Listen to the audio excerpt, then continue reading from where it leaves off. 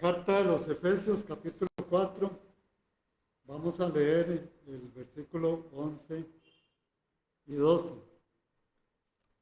Dice así la palabra. Él mismo constituyó a unos apóstoles, a otros profetas, a otros evangelistas, a otros pastores y maestros, a fin de perfeccionar a los santos para la obra del ministerio, para la edificación del cuerpo de Cristo. El título del mensaje es Autoridad y Soberanía de Cristo. Cristo tiene toda la autoridad y la soberanía para dar dones espirituales a aquellos a los cuales Él ha llamado no solo para salvación, sino para servirle a su iglesia. Recordemos que Cristo llama a todas las personas a salvación, pero hay unas que lo rechazan. Y Dios no puede obligar a nadie a ser salvo, porque Él nos dio libre albedrío a cada uno de nosotros. Eso significa que cada uno de nosotros podemos escoger dónde pasar nuestra eternidad, si con Cristo en el cielo o en el castigo eterno, el lago de fuego y azufre, que fue preparado para Satanás y sus demonios. Pero lamentablemente todos los días están muriendo personas que están yendo al infierno. ¿Por qué? Porque ellos escogieron ese camino, porque ellos rechazaron la gracia de Dios, o sea, la salvación, el regalo que Dios da. Y como les dije, Dios tiene toda la autoridad y soberanía, y por eso Él reparte dones.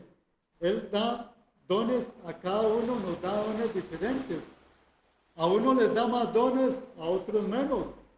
Pero aunque tengamos solo un don, lo importante es ponerlo al servicio de nuestro Dios. No hay que enterrar ese talento. No hay que enterrarlo. Hay que ponerlo al servicio de nuestro Dios. Así es que Dios tiene toda la autoridad. Ahora, como lo dice acá en el versículo, dice que Él dio sus dones y sigue repartiendo dones para perfeccionar a los santos. Los santos son aquellos redimidos, aquellos arrepentidos, aquellos que se han convertido a nuestro Señor Jesucristo. Aquellos que son redimidos por la sangre de Cristo. Entonces, ¿para qué Dios escogió apóstoles, profetas, maestros, evangelistas? Para perfeccionar a los santos para la obra del ministerio, para la edificación del cuerpo de Cristo. Y el cuerpo de Cristo somos la iglesia. Somos cada uno de nosotros como miembros. Y somos una unidad en Cristo. Y Cristo una unidad en la iglesia. Autoridad y soberanía de Cristo es el título de este mensaje. Autoridad y soberanía de Cristo. Cristo tiene toda la autoridad y soberanía para dar dones espirituales a aquellos que llamó a servir en su iglesia. Y vamos a leer de nuevo Efesios 4, 11 y 12. La carta a los Efesios 4, 11 y 12. Y Él mismo constituyó, o sea, Cristo mismo constituyó a unos apóstoles, a otros profetas y a otros evangelistas, a otros pastores y maestros de su palabra, del evangelio de la salvación, a fin de perfeccionar a los santos para la obra del ministerio, para la edificación del cuerpo de Cristo. Dios, en su soberanía y con toda su autoridad, Él crió los cielos y la tierra. Y Él fundó la iglesia de Cristo, que es la iglesia verdadera.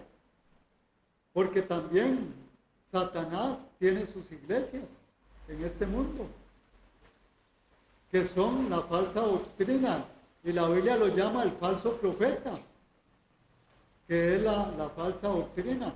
Las iglesias donde están impartiendo una doctrina antibíblica, una doctrina que han pervertido el evangelio de Cristo, el evangelio de la salvación. Y por eso Cristo no solo fundó la iglesia, sino que Él pone siervos de Él para como dice acá, ¿verdad? Que Él los puso para perfeccionar a los santos en la obra de Él, en el ministerio. Y también para edificación. Nosotros como iglesia tenemos que ser edificados. Cuando se construye una casa, se empieza por la base, los cimientos.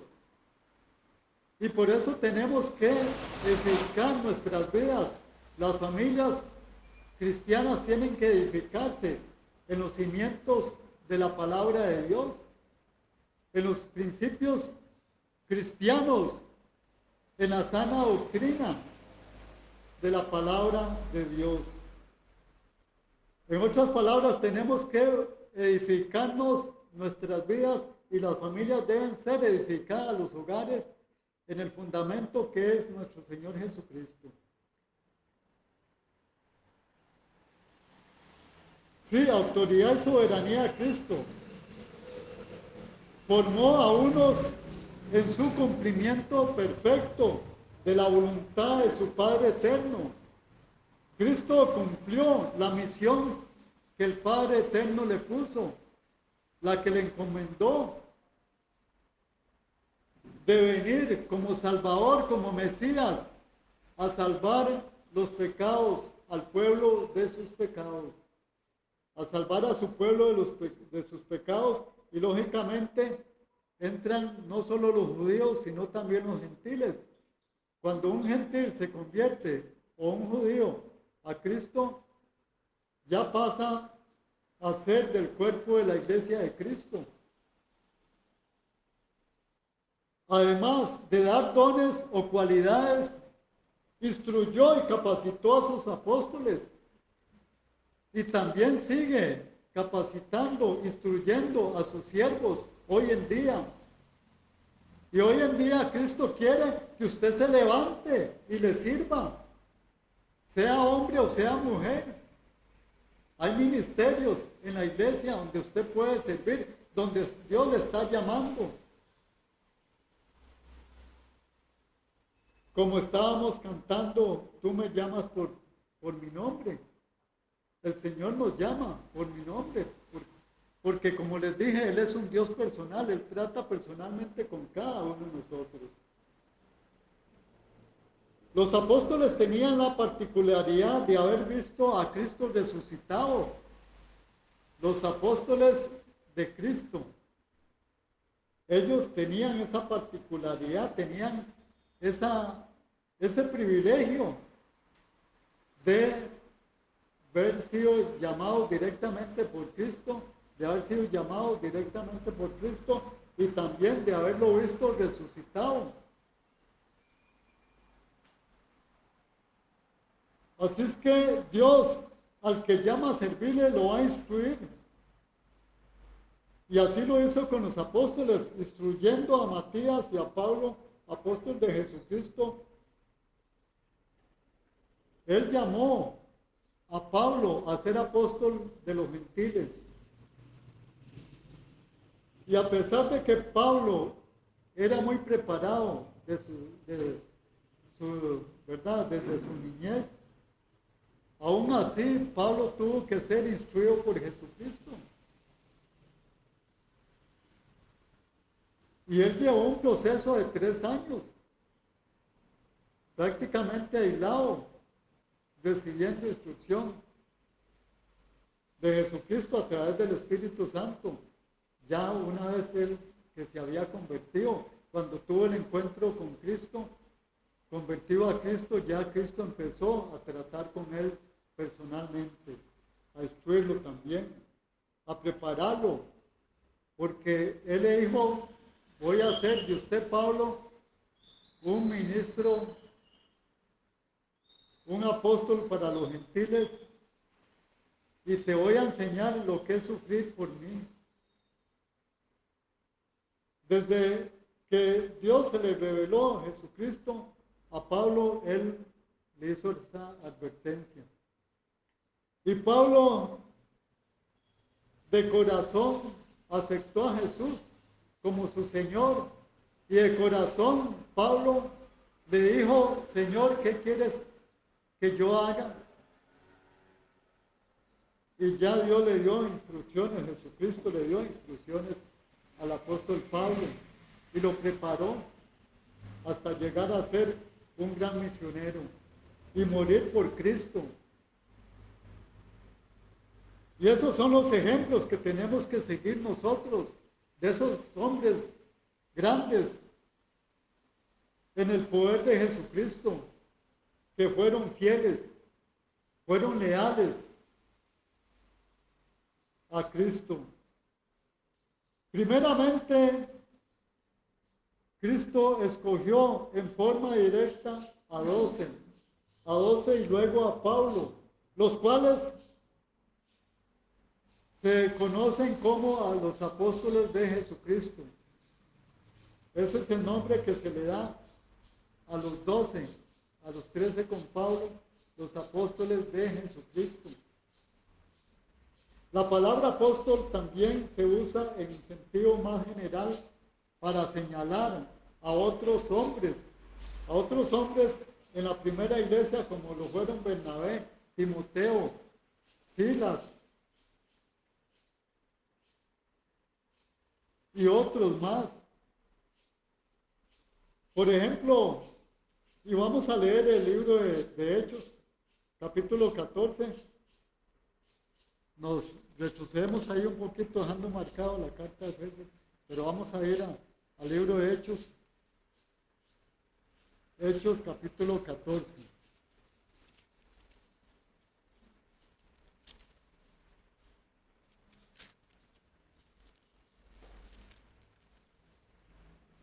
Ok, Hechos, capítulo 14.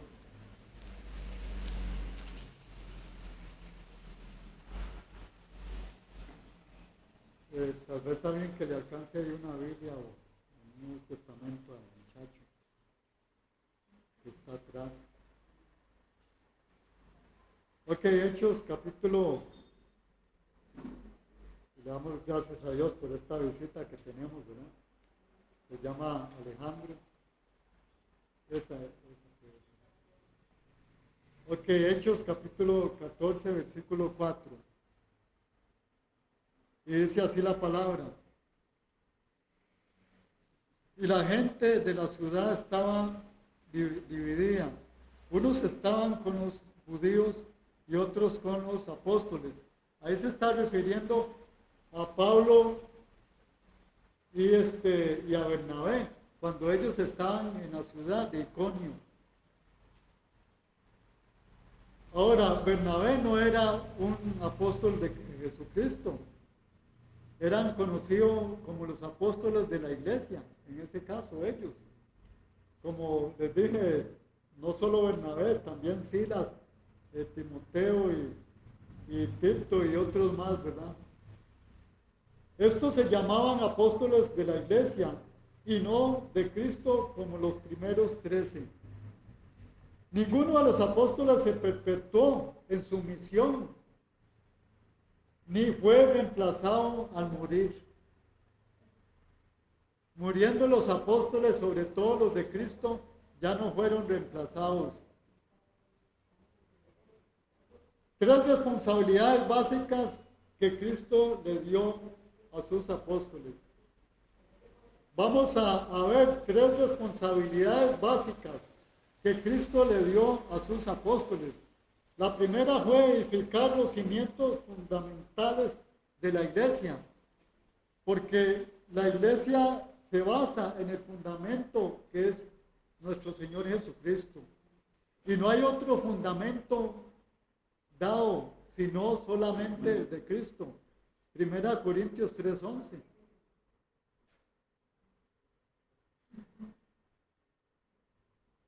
Segunda responsabilidad, recibir, revelar y escribir la palabra de Dios. Recordemos que se tenía que completar el Nuevo Testamento y se completó, ¿verdad? Generalmente con apóstoles. Vamos a leer Efesios 3:5. Nos adelantamos ahora sí. Efesios capítulo 3. Efesios capítulo 3, versículo 5. Misterio que en las otras generaciones no se dio a conocer a los hijos de los hombres, como ahora es revelado a los santos apóstoles y profetas por el Espíritu. Recordemos que habíamos predicado anteriormente que habían sido revelados misterios secretos a los apóstoles, y Pablo fue muy usado, donde Dios a través de su Espíritu Santo le reveló misterios que habían sido revelados en el Antiguo Testamento. Y ya habíamos predicado bastante sobre eso. Tercera responsabilidad, comprobar la palabra a través de milagros, prodigios y señales. Vamos a hablar un poquito, porque tal vez usted ha leído, y aún mi persona, leemos en la Biblia donde nos habla de milagros, pero también dice prodigios y señales.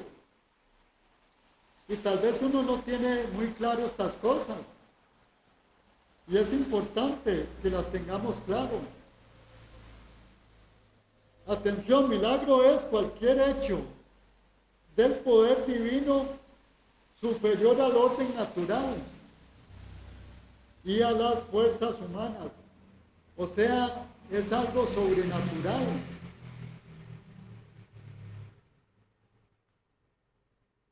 Algo que solo el poder de Dios puede hacer. Hay diferentes términos en hebreo, pero también en arameo y griego, para expresar la idea de milagro. Y sobre todo el griego es un idioma que tiene mucha riqueza, y una palabra puede significar muchas cosas.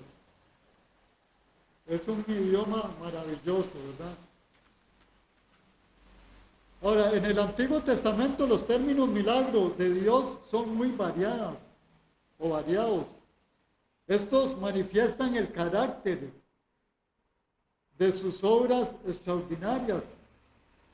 Esas obras extraordinarias, la mano poderosa de Dios, como los milagros del Éxodo, el libro del Éxodo, que relatan a los fenómenos naturales que son obra de su mano creadora. Ahora, el control de Dios en la naturaleza y en la historia de Israel revelan su gloria y su santidad.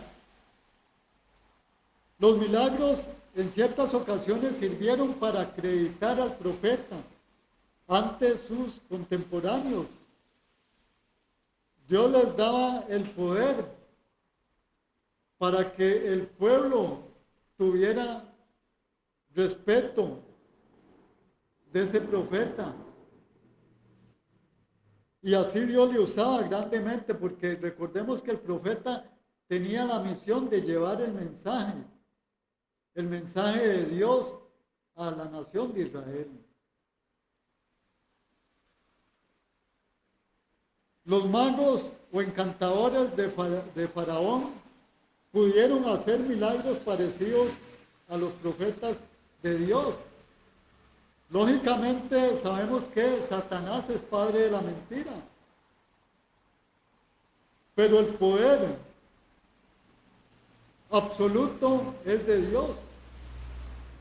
Satanás tiene poder, pero no como Dios.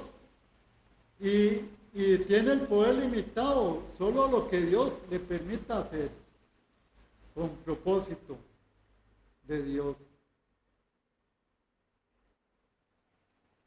Así que, por ejemplo, en Éxodo, no lo vamos a leer, capítulo 7, versículo 12, nos habla cuando Dios mandó a Moisés y a su hermano Aarón, lo acompañaba. Y Dios le dio una señal al faraón y al pueblo de Egipto. Y la vara que llevaba Aarón, Dios le dijo que cuando la pusiera en el suelo se convertía en una serpiente, en una víbora.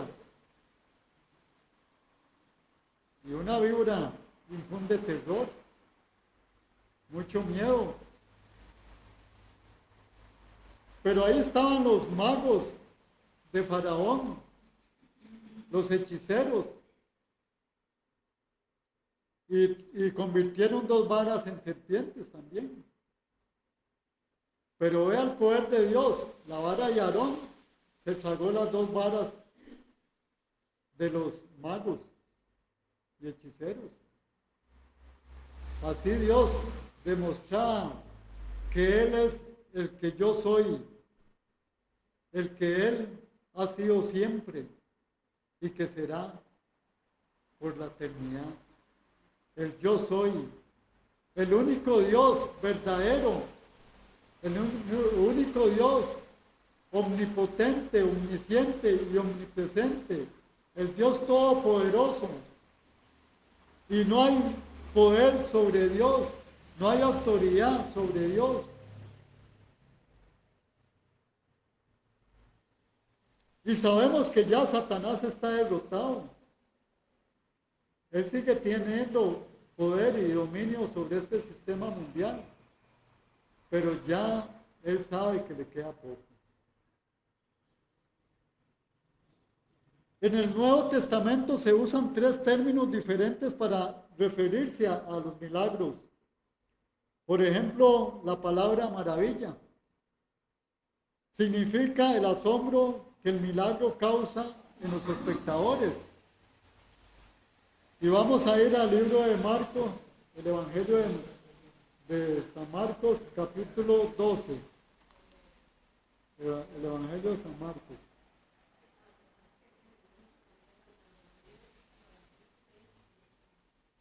Ok, el Evangelio de San Marcos,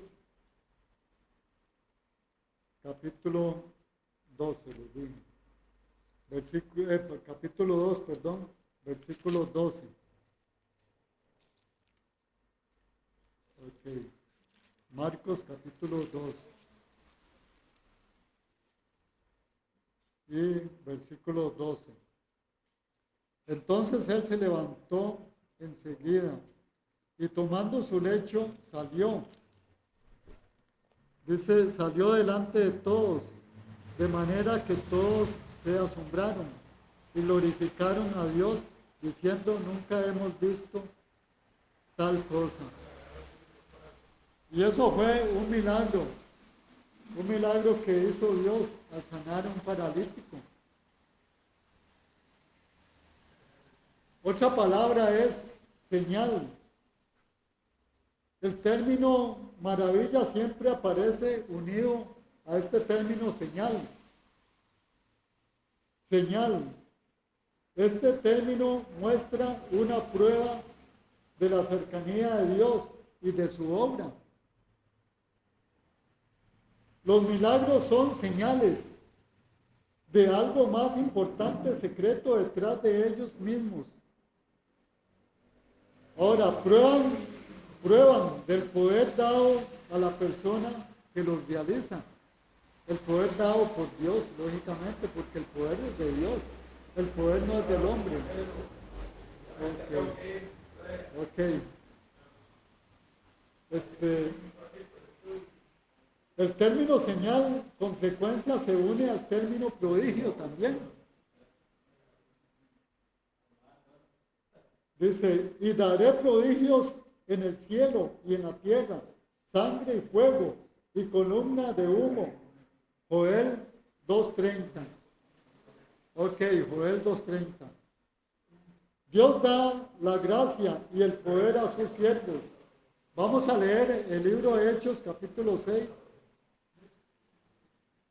Vamos a leer, sí. Les pido que nos concentremos en el mensaje, en la palabra de Dios. Hay que tener respeto y reverencia. Hechos, capítulo 6, versículo 8. Hechos, capítulo 6, versículo 8. Y Esteban, lleno de gracia y de poder, hacía grandes prodigios y señales entre el pueblo. Ahí vemos un gran siervo de Dios, Esteban, haciendo prodigios, dice, a través de la mano poderosa de Dios. Esteban fue muy usado y fue un mártir por predicar el Evangelio de Cristo, por predicar la palabra de Dios.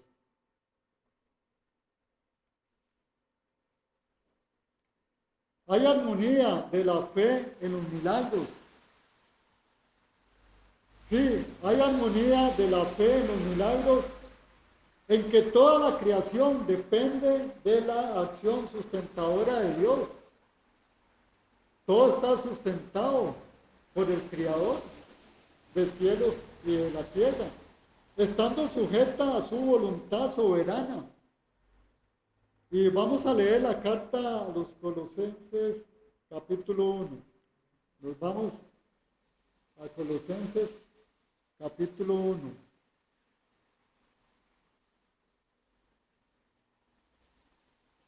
Ok, Colosenses, capítulo 1.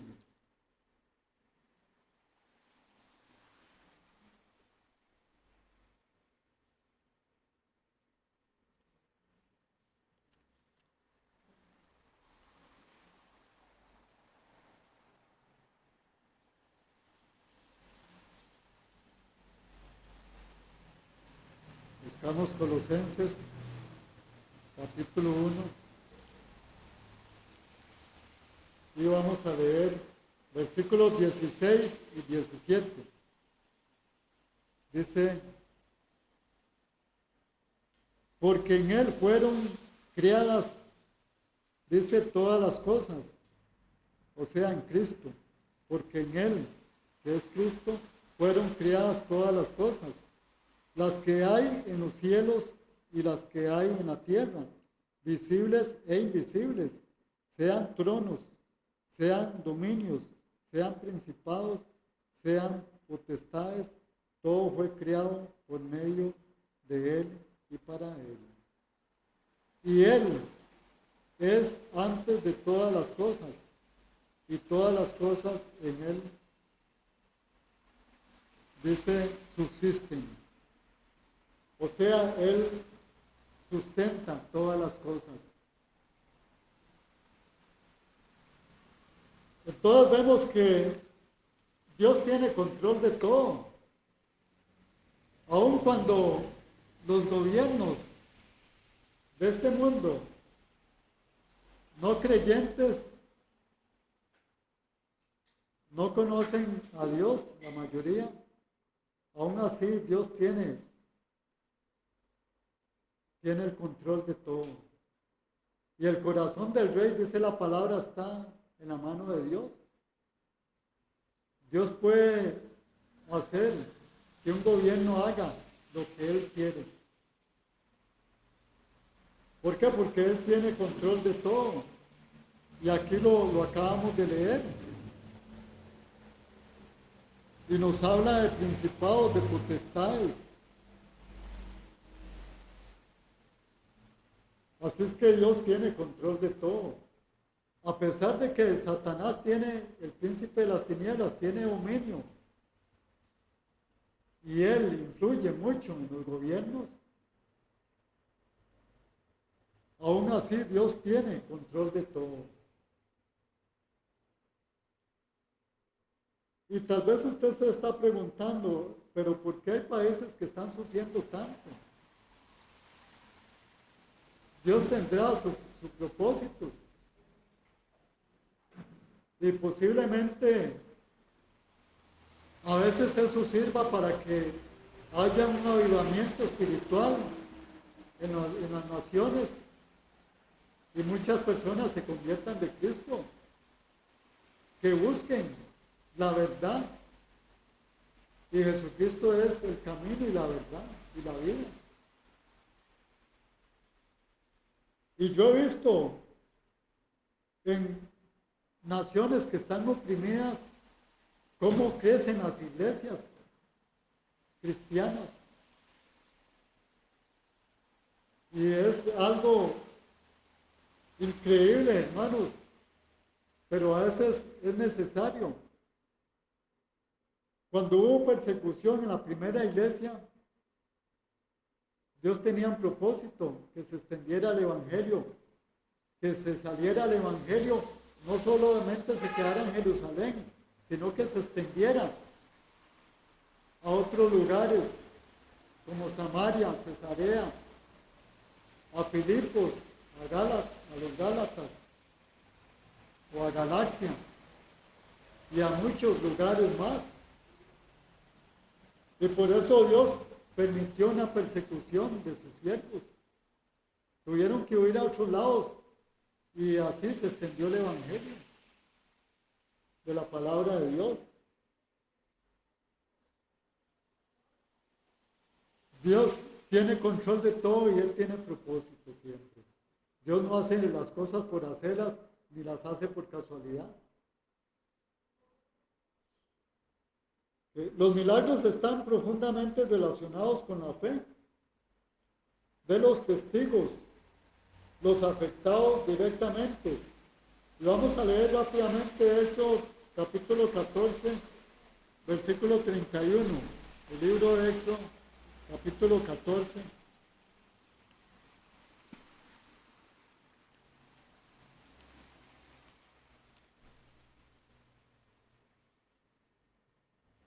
Versículo 31.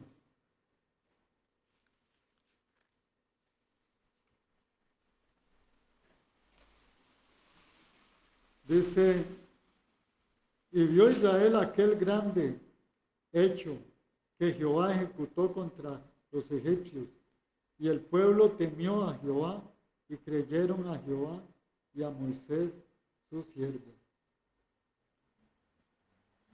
Dios hizo milagros, y los ídolos que tenían los egipcios, los dioses de ellos, Dios los puso en contra de ellos. Y dioses como las moscas, los piojos, las ranas, que eran sus dioses, Dios los puso en contra de Egipto para liberar al pueblo, a su pueblo escogido. Así es que Dios tiene control de la naturaleza, Él la crió. Jesucristo paró las tormentas. Con solo que le dijo, calla, enmudece, la tormenta se acabó. Y vino la calma.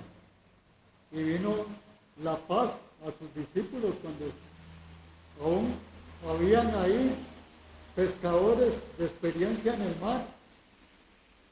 Y aún así, en esa tempestad ellos temieron.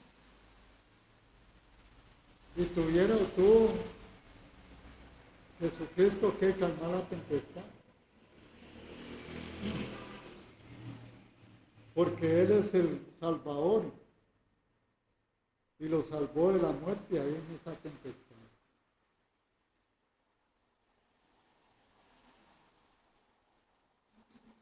Ahora, ¿de quiénes habrán escucharlos o leerlos posteriormente? Y les decía que los milagros están profundamente relacionados con la fe de los testigos, los afectados directamente. Aún así, muchos egipcios conocieron, o todo el pueblo de Egipto conoció que Israel tenía un Dios real, un Dios verdadero, un Dios todopoderoso, de quienes habrán escucharlos o leerlos posteriormente. También para eso son los milagros. Y vamos al Evangelio de Juan, ya los últimos versículos que vamos a leer, capítulo 20. Evangelio de Juan. Ok, capítulo 20.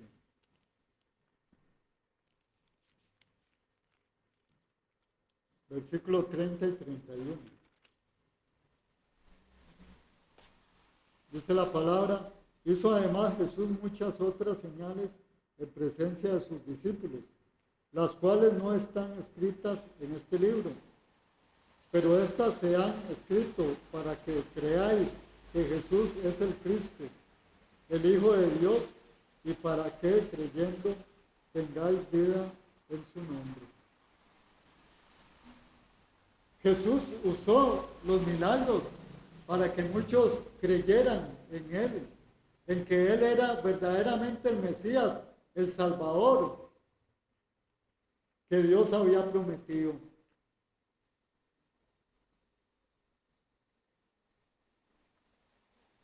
Los milagros de Jesús están relacionados con su función mesiánica. Los milagros que efectuaron los apóstoles y líderes de la primera iglesia fueron, dice, en el nombre de Cristo. ¿Por qué? Porque solo Cristo puede sanar. Solo Cristo puede hacer milagros. Era la continuación de todo lo que Jesús inició a hacer y a enseñar.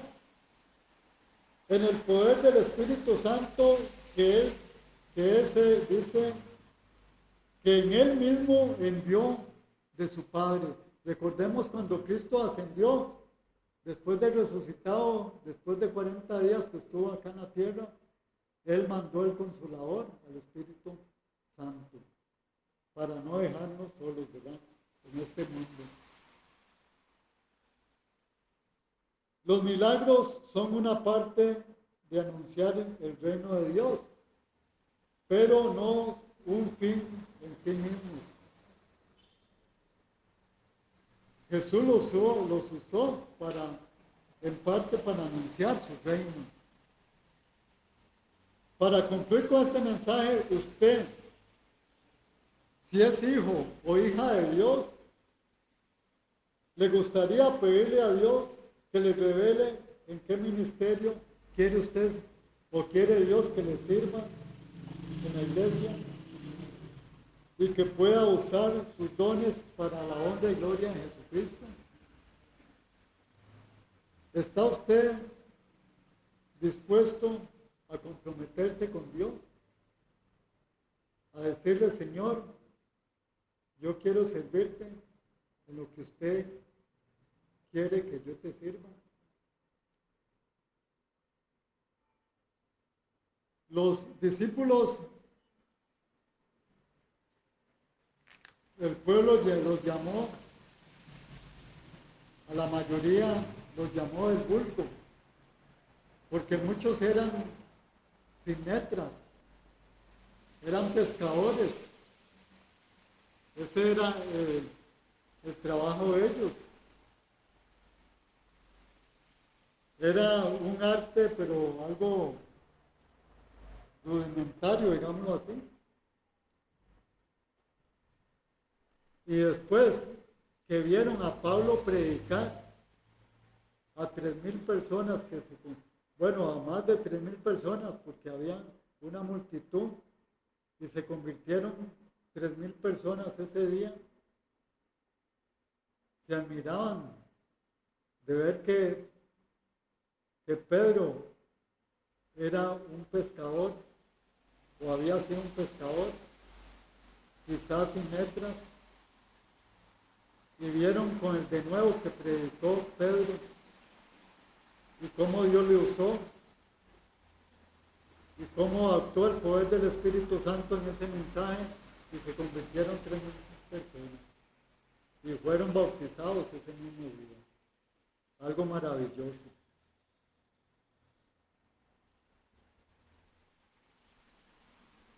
Bueno, Dios sigue haciendo milagros. ¿Cree usted en el poder de Jesucristo por fe? ¿Cree usted que sus enfermedades, sus problemas, sus aflicciones son más grandes que Cristo? Todo lo contrario, si usted tiene fe, usted va a poner la mirada siempre en Cristo y le va a creer a Él. Y Él le puede sanar de una enfermedad. No se ha cortado la mano de Jehová, dice la palabra.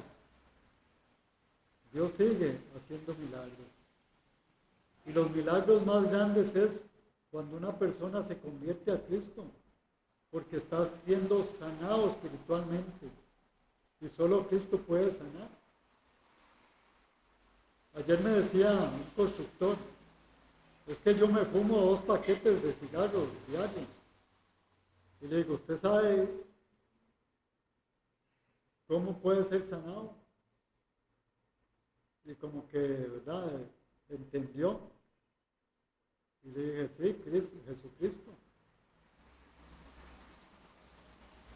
Él es el único que puede sanar a una persona. Y da lástima cómo personas jóvenes se están carbonizando los pulmones,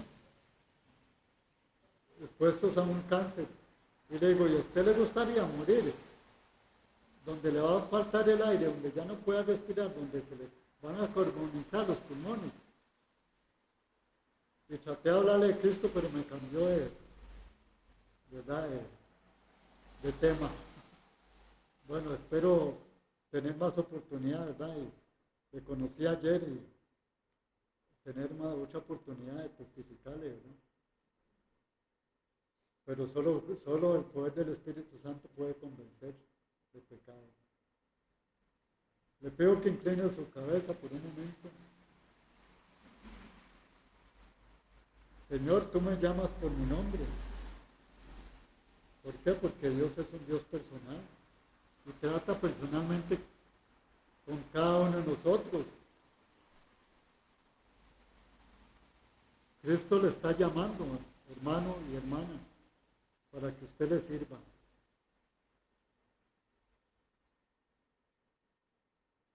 ¿Hasta cuándo vamos a luchar contra Dios? Cuando Él me llamó a servirle, yo duré 2 años luchando contra Dios. Fueron 2 años duros, porque yo estaba luchando contra Dios. Y yo decía, tal vez sea emoción mía,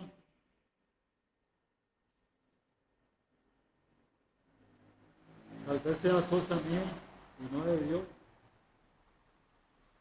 Y como habían ya 2 años de esa lucha, yo le dije, Dios, si verdaderamente usted me está llamando a servirle, le puse como 5 cosas, digo, acomódeme estas cosas y muéstremelo con esto que le estoy pidiendo. Y de una manera, con su poder, empezó a acomodar todas las cosas y yo le creí. Y hasta la fecha, y espero servirle hasta que Él me lleve a casa, a la patria celestial, a su presencia. ¿Seguirá usted luchando contra Dios? ¿Por qué no le dicen esta mañana, Señor, indíqueme a través de su Espíritu Santo en qué quiere que yo le sirva?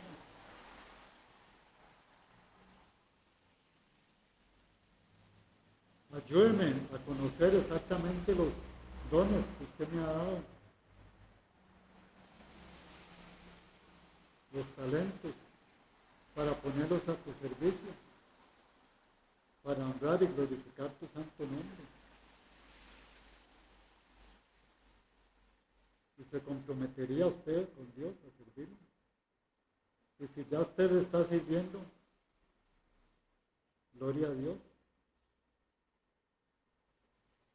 Y también quiero dar una invitación para aquellos que no cuentan con Cristo, Porque si una persona no tiene a Cristo, no va a sentir las ganas de servirle. Es más, Dios ni le va a llamar a servirle porque todavía no se ha convertido a Cristo. Primero es convertirse a Cristo, ser salvo, recibir la salvación a través de Cristo. Y si esa es su condición, de que usted puede decir, si yo muriera hoy, no estoy seguro dónde pasa mi eternidad. Si usted no tiene la seguridad es porque usted está siendo llamado para salvación. Romanos 8:16, el Espíritu de Dios da testimonio a nuestro espíritu de que somos hijos de Dios. Le animo que haga esta oración de profesión de fe para que usted, por fe, reciba hoy la salvación, por la gracia de Cristo, que es el regalo de la salvación, de la vida eterna, gratuitamente, no por obras para que nadie se gloríe. Dios, sé que usted me está llamando primeramente para salvación y que he vivido destituido de tu gloria por mis pecados, que soy esclavo del pecado, esclavo de Satanás,